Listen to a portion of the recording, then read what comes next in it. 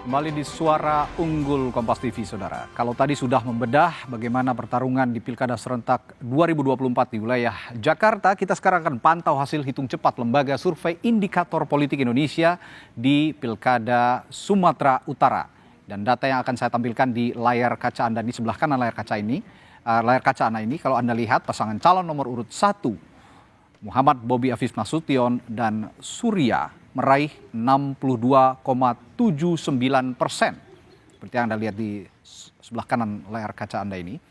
Dan sementara untuk pasangan calon nomor urut 2, Edi Rahmayadi dan Hasan Basri Sagala meraih 37,21%. Dan sementara total suara masuk sejauh ini sudah 91,33%. Dan sekali lagi, hasil ini bukanlah hasil akhir yang sudah menentukan siapa pemenang pemilihan gubernur di Sumatera Utara. Hasil dari real count nanti yang akan menentukan siapa yang akan ditetapkan menjadi gubernur dan wakil gubernur di Sumatera Utara. Dan kita akan ikuti, Saudara, perkembangan pemilihan gubernur Sumatera Utara yang akan disampaikan oleh jurnalis Kompas TV Yulia Kezia langsung dari Medan, Sumatera Utara. Yulia, selamat malam. Bagaimana peta di Sumatera Utara setelah tadi pencoblosan 1 hari penuh? Bagaimana bisa Anda elaborasi, Yulia? Ya baik Radi, selamat malam dan juga saudara. Pasca pencoblosan tadi pagi, saat ini kedua pasangan calon gubernur Sumatera Utara masih menunggu bagaimana hasil dari perhitungan cepat di Pilkada Sumatera Utara ini. Dan dari hasil hitung cepat sementara, saudara, berdasarkan survei indikator menunjukkan bahwasannya pasangan calon nomor urut 1 Bobi Nasution ini unggul, di mana tadi per pukul 18.00 waktu Indonesia Barat, Bobi unggul dengan persentase 62,79% suara. Sedangkan untuk pasangan calon nomor urut 2 Edi Hasan Basri Sagala ini berada di 37,2% suara lebih.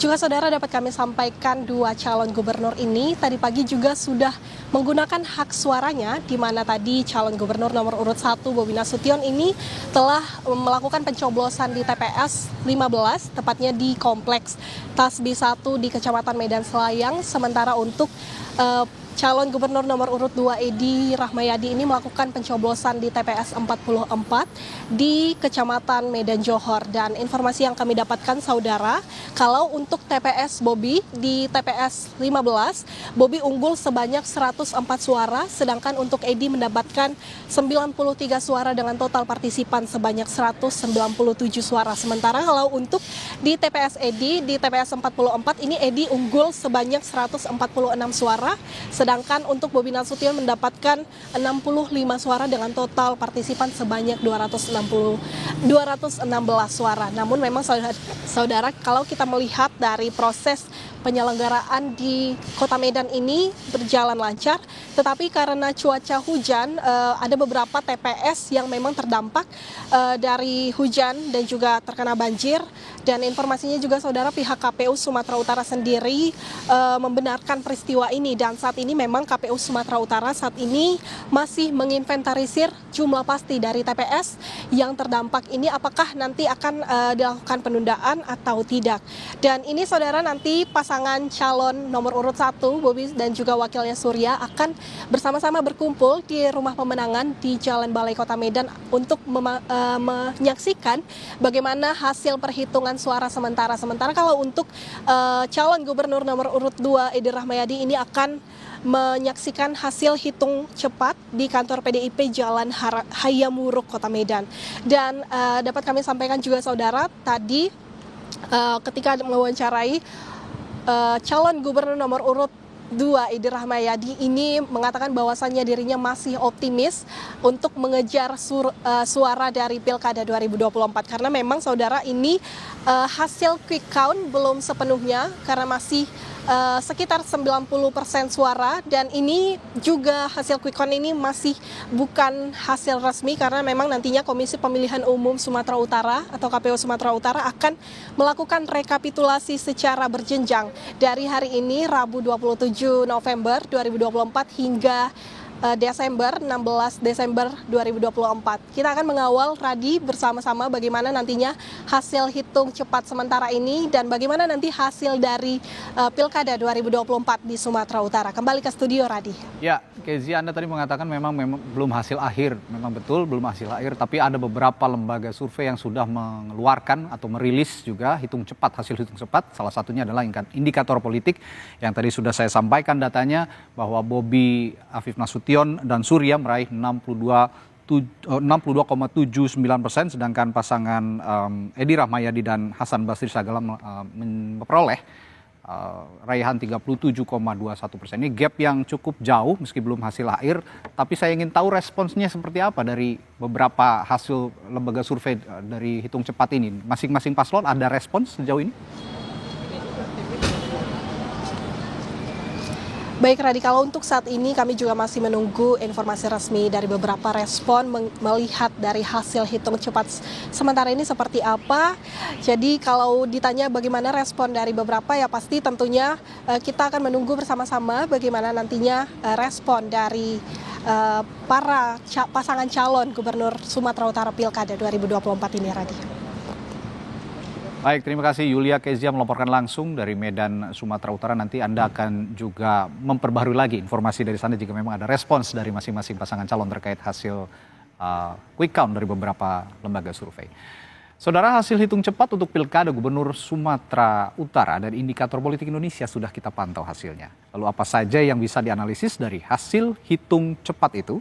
Kami akan bahas bersama peneliti Indikator Politik Indonesia, Kennedy Muslim, yang saat ini sudah berada di studio 1 Menara Kompas, Jakarta. Selamat malam. Selamat malam, Mas Radi. Silakan, kita akan bahas sama-sama nanti di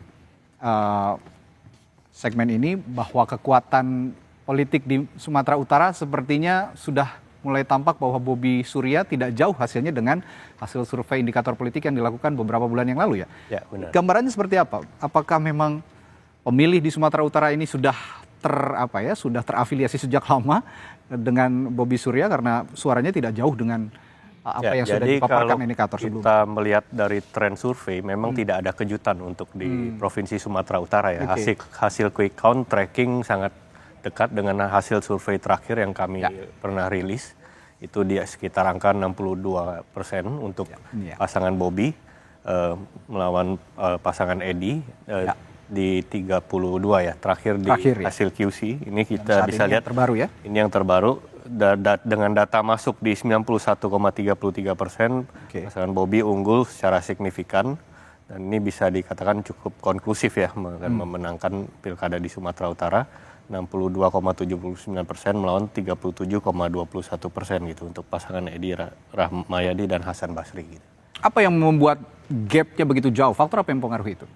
Tentu saja kalau kita bicara pilkada, faktor figur itu tetap yang paling penting. Figur. Kalau kita bicara tentang figur, tentu saja dua kandidat ini masing-masing sudah punya track record gitu.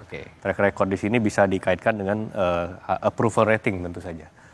Dan kita sudah tracking melalui survei-survei di Sumatera Utara itu memang terkait dengan approval rating di persepsi warga pemilih di Sumatera Utara, kinerja Bobi sebagai wali kota Medan di persepsi jauh lebih positif ketimbang kinerja Pak Edi Rahmayadi sebagai gubernur Sumatera Utara. Nah, logically Edi Rahmayadi yang sebelumnya menjabat sebagai gubernur begitu ya, tapi sekarang ada modalnya sebagai petahana, sebagai incumbent, tapi kalah dengan wali kota yang juga berada di wilayah Sumatera Utara. Ya benar, karena ini penantang baru kan kalau bisa disebut kan gitu. Medan adalah epicentrum dari politik di Sumatera Utara ya. Jadi memang apa yang terjadi di Medan itu tentu punya efek tular ke wilayah lainnya gitu.